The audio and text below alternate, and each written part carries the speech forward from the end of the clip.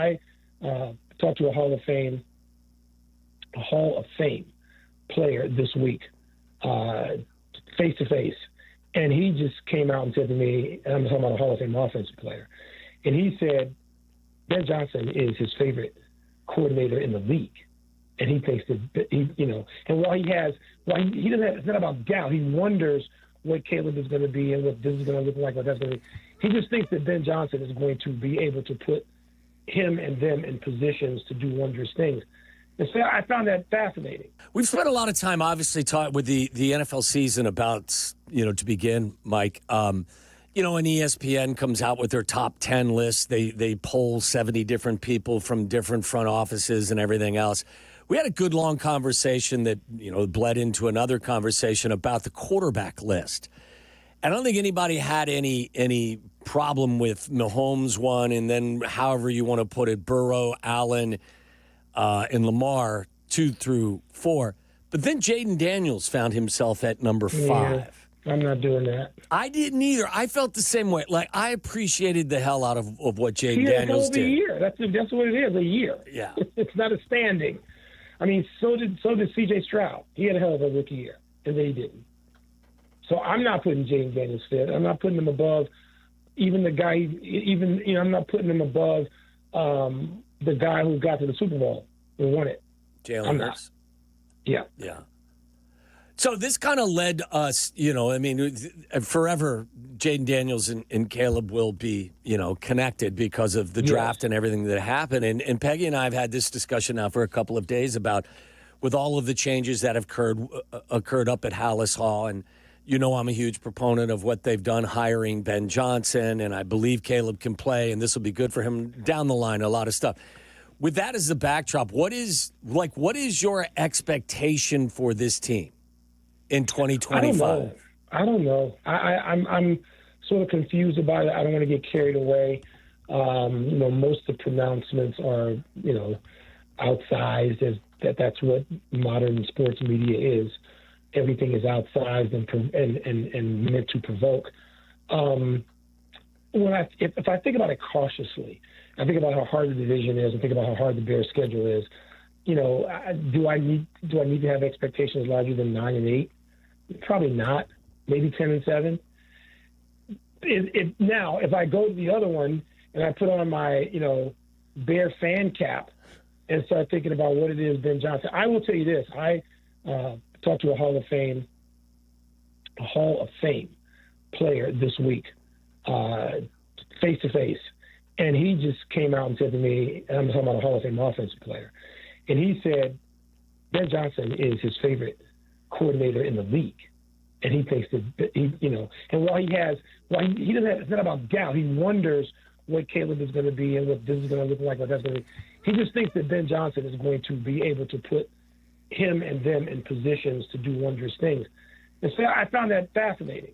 While he has, reservations that he is not given to overstatement, as a matter of fact, just the opposite as a personality, the Ben Johnson part of it intrigues him.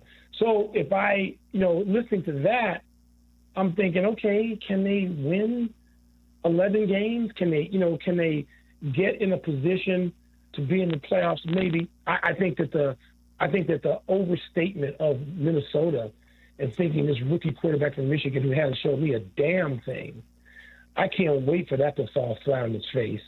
And I'm taking names and receipts off the people who are pronouncing Minnesota's going to do something because of what? Like, are they paying attention? Guys who played the game to a rookie quarterback who wasn't special in college. I don't care where he was drafted.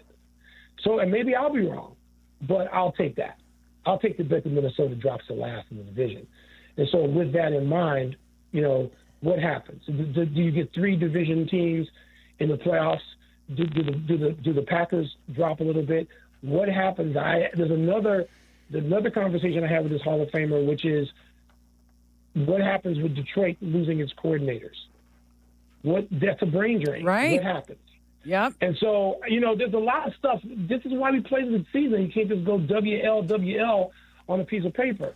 So I'm fascinated to see all of that. But my expectations, it's like, let me get these in check. Because they still have to get used to a lot of newness. And you That's don't get used exactly to all what this I newness said. in preseason. Yep. You get used to it in September and October, and that's what they're going to have to do. That's exactly what I thought. And the other thing, Michael, that Tommy and I were talking about is as great as Ben Johnson potentially could be, it still is going to come down to the execution of the quarterback. And I think it's huge. As great it is, if the seamlessly that they are going to transition a new staff, an entirely new offensive line, a new offense that is going to bring out the best in all the skill position players, it is still going to be how well can Caleb Williams execute and improve this year. And that line, all of it together. Yep. It's a team. And this goes back to the Jalen Hurts point. Yes, Peggy, yes, amen to all of that. And we don't know how soon that clicks. And if we just look at, you just look at teams even that become successful. It didn't happen overnight. It didn't happen with Andy Reid in Kansas City overnight. So, and as great as Andy Reid was, it never happened in Philly. Not fully. Got close. But, man, there's so many things that can happen. And the Bears had relative health last season. Let's hope they have that again. Were you okay with that's critical? Were you okay, Mike, with the contract extension that was announced for Ryan Poles on Friday? Yes. I think the last two off seasons have been, incredibly fruitful and productive. Have they been magical? No. Magic comes if you get, if all that off season productivity leads to something in January and now beyond into February. But I'm more than fine with it. I think that's in order. Were you okay with Noah Asenge, the Bulls draft pick, and the way he defended the tomahawk dunk? Yes, he wanted to go in there and defend. And so I know that, somehow the NBA has become a league now where it's more important to not be embarrassed than it is to try and, go and block a shot, which ought to be embarrassing for the league and all the people who ooh and ah. I'm looking at the Bulls season. It's interesting. There's quite a few people who are former season ticket holders and were involved with the Bulls on some level through all the glory years and now the lean years. And we're texting each other and just wondering.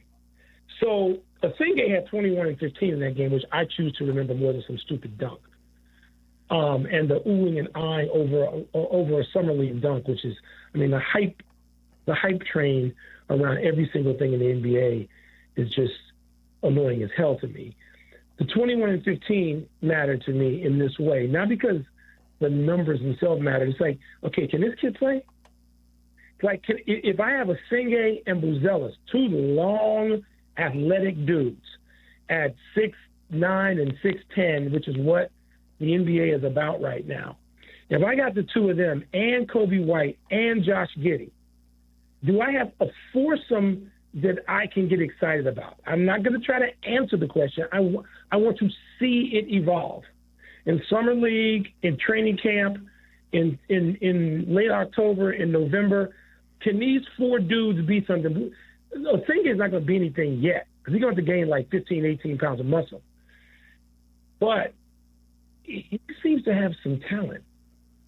And Buzelis, who I mentioned this to you guys last week, and I've had people who know I'm a Bulls fanatic for my life. I've had current and Hall of Fame NBA players say to me, hey, this Buzelis kid has got something. Now, 28. everybody wants to see what the something is. Yeah. What is it? Like, what is it? Do we pick up on what he did to Luka in back-to-back games in the spring? Do we pick up on that, and does he take that and go to the next phase? I don't know. I'm not trying to provide an answer. They've got to provide the answer.